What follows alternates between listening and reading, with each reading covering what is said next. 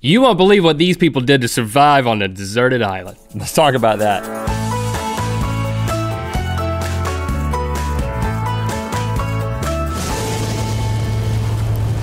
Good mythical morning. Sometimes when you're at a party or a get together, somebody will be like, hey guys, what one thing would you take if you ever got stranded on a deserted island? That is such a good question for this party, man. I got you at this party, didn't I? Yes. I'm the king of the party now.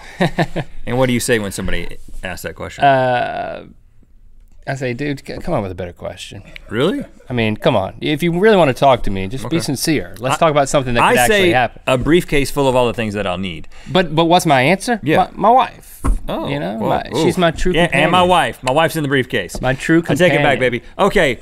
Now, but the thing is that when you're at this this party and people are asking this question, you know what? People have actually survived on deserted islands, and we're gonna talk about some of the most amazing stories that we have ever heard about people You think surviving. you're gonna do like party talk about this? These people lived it. Yeah, this ain't no party. We're talking about October 1704. Alexander Selkirk. He's on the crew of a ship called the Cinque Ports. Cinque Ports. Well, he was doomed to start with. Did it sink? Yep, well that's what ends up happening. He ends up stopping first at the archipelago of Juan Fernandez, which is west of Chile. And so- Thanks for the geography lesson. Selkirk says, you know what, this boat is in bad shape, and he had a feeling that it was gonna sink. And it's got sink in the name. And he was like, I'm not going on with you guys. Leave me here on this island. He chose the lesser of two evils, huh? So the captain said, okay, and he let them alone on shore with some clothing, a musket, some tools, a Bible, and tobacco. So the first thing he did was, he just hung out at the shore, like you do when you've been stranded. Like you know, like they did on Lost. They hung out on the beach at first, right? Waiting for people to go by. That crashed plane's really messing up the view, But then the sea lions started mating. Oh, what? And what? And you know what happens when sea lions start mating? Well, they're big and they're mean, and they were in heat, and it was ugly, and it was nasty. And I guess they thought it was a sea lion. No, Did he look like a sea lion? They were aggressive. They drove him inland. He took off his sea lion suit and he went into the jungle where things got better. And this is where it gets awesome. He found feral goats, that's wild goats. He hunted them, he ate them, and he used their skin for clothes. So he's walking around there, goat skin clothes, eating goats. Question, how hard is it to hunt a goat? I mean, really? Have you ever killed a goat? I mean, well, Have you ever killed a goat? No, but they're just standing there, Rhett. No, these are feral. They're running. They ain't gonna take it. They want take it like a goat. Look at that. Oh. He once chased a goat off of a cliff. Went off of the cliff with the goat, because it was like a jungle cliff. He didn't see it coming, and he survived because he landed on the goat. No, I'm not making this up. But he was. People. He made it up. That's the key.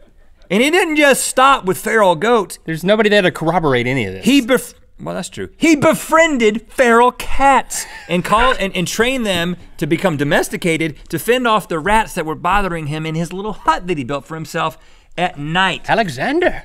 And twice, Spanish explorers came to rescue him. He said, no, I won't go with you, because he was Scottish. And he didn't want to go with the Spaniards because he thought that they would kill him, and so he waited. He was there for 4 years and 4 months, and eventually he was picked up by another ship, and he went on to be kind of famous, and he is the purported inspiration for what? Robinson Crusoe. You heard it here. Robinson Crusoe was a Scottish dude that dressed up like a goat and was afraid of mating sea lions. Learn something new every day. What do you got? Somebody's at the door. Can you let that person What in? you got over there? I got Tom Neal. Uh-oh. Now my last name's Neal. It is. This one has an E on the end, so there's no relation, except maybe in the past there was some relation. This guy's a New Zealander. Maybe. The interesting thing is, I think I could see you being this guy more than me for a couple of touch points. Okay, see if you can pick up on these. He decided one day, here's the interesting thing about him, he actually wanted to be stranded on a deserted island. Yeah, I did. He made a decision to do it. So he gets on a boat that's going past some islands, and then he said, hey, drop me off there, just like your last guy. Yeah. So they drop him off on this deserted island. Spoiler alert, it doesn't have dessert on it. I just want to be clear, for the rest of the video, don't get your hopes up. Some of them probably do. There's no dessert on any of these islands. Some of them probably covered in whipped cream. This was 1952. It was off the Cook Islands, a deserted Sororo Island. Cook Islands? He promptly fashioned a bandana into a G-string. And then from there, he's like, now what do I do? I've done that. He had with him 2 cats, some tanks of water, a hut, and some books. When you know you're gonna be stranded, that's all you bring? Yeah, I mean, goats. This guy goes hard. There were some World War II leftovers on the island and some wild pigs and chickens running around. Easy. He killed the pigs instantly because they were a nuisance. I'm sure he ate them. He spent 6 months building a pier, and he took 1 day off to celebrate, and after that 1 day, a storm hit and just totally obliterated the entire pier. Totally Rhett, right? Oh, you just totally sprayed spit you? all in my face. Sorry. I hope you don't. Sorry, you want to use my outbreak right purple, now. An outbreak of what? No, I'm not gonna go there. All right, I am sorry. Okay. Can we just pause? And I didn't intentionally spit on you. But I mean, I'm glad I did. You can apologize, it's I'm fine. just joking. Thanks. You could survive on spit, and maybe he did. He threw out his back in 1954, throwing an anchor over the side of the boat, and he was semi-paralyzed for 4 days. You're laughing at this guy? Well, paralyzed on a deserted island? It's like what happened to you. So, some people on a yacht came by and found him, and they took him in back to shore. He had to heal, and in those 4 years, when he stayed there, he got married, he had 2 kids, but in spring of 1960, he left them, went back to the island.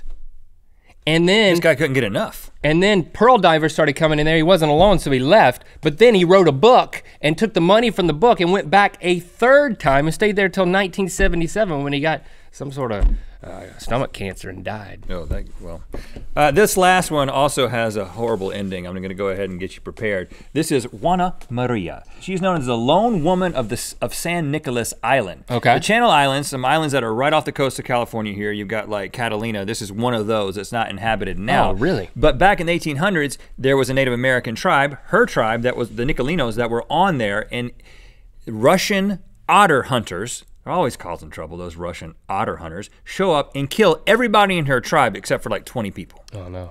It's a bad day. Spanish missionaries hear about this and they say, we're gonna go and rescue the remaining Native Americans and bring them to the mission. Well, they had some weather problems. They had to end up leaving a little bit early. She didn't get on the boat and she was by herself. She lived on the island by herself.